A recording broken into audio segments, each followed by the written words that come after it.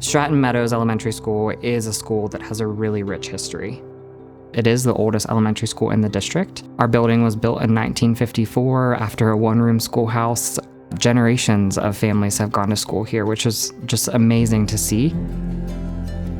We have a rich, diverse population, but with that comes a lot of barriers. In terms of the demographics that we serve, there is a wide variety of families that we serve. We have over 6 languages spoken on our campus. I have one of the highest rates of students who qualify for free and reduced lunch. We have over 30% of our students learning English as a second language, and then a multitude of students with disabilities.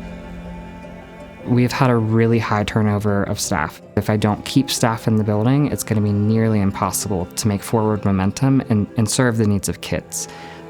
When I got here and I really started to understand the severity of the need and the impact on our campus, I quickly realized that I was not going to be able to meet all of those needs with just the finite resources that I have available to me.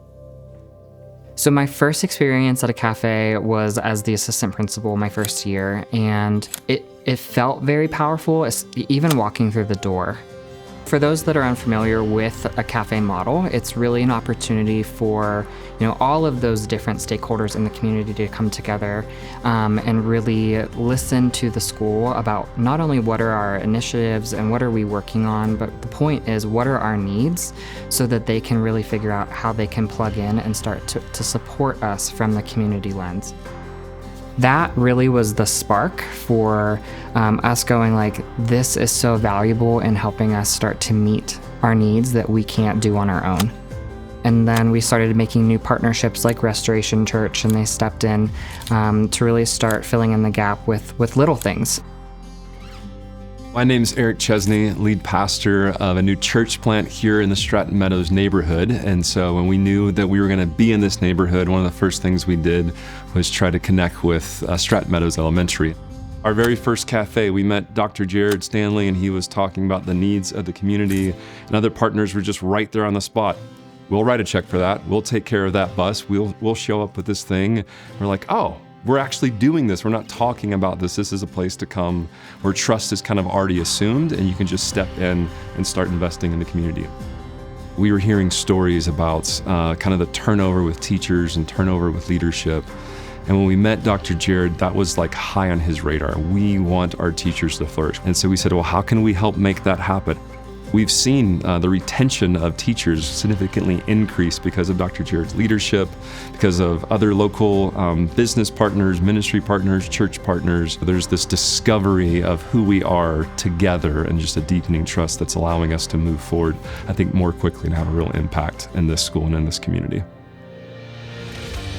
I think our teachers would tell you that they feel very valued and that we're able to start to step in and meet some of their needs immediately. Over 70 families right now receive food support weekly from community partners, to specific mentoring programs for 30 students that are identified on the cusp of being chronically absent, to stepping in to help with just academic needs and basic needs. We cannot do this work alone. We can do a whole lot at the school level, but to be able to reach out to community partners and really step in and help us fill some of those gaps, it takes a huge pressure off of us. The value that you will be able to provide simply by showing up and being a caring presence, and the value that you will receive by getting to see the aha moments in student eyes, to see the expression on teachers and leadership spaces where they feel seen, where they feel like they're not alone. Man, it's totally worth it. The work that we do doesn't just stop, right? It doesn't stop next week when school ends. It continues throughout the summer, and those needs need to continue to be met. I want to find the organizations that are going to be all in and that we have a shared mission and vision of where we want this neighborhood to go.